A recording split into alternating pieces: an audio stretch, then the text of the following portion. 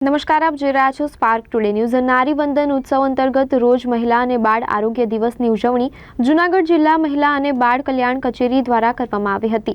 Government girls હાઈસ્કૂલની વિદ્યાર્થીનીઓ rally યોજવામાં આવી હતી।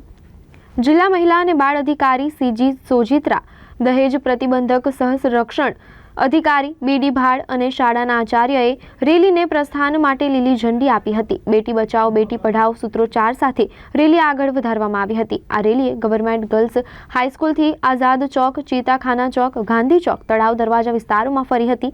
આ રેલીમાં મહિલા અને બાળ અધિકારી, દહેજ પ્રતિબંધક અધિકારી, ગવર્મેન્ટ ગર્લ્સ હાઈસ્કૂલના શિક્ષકો, DHEW, PBSC, OSC staff, 181 Abhayam Shri team તેમજ પોલીસ વિભાગ ઉપસ્થિત રહ્યા હતા।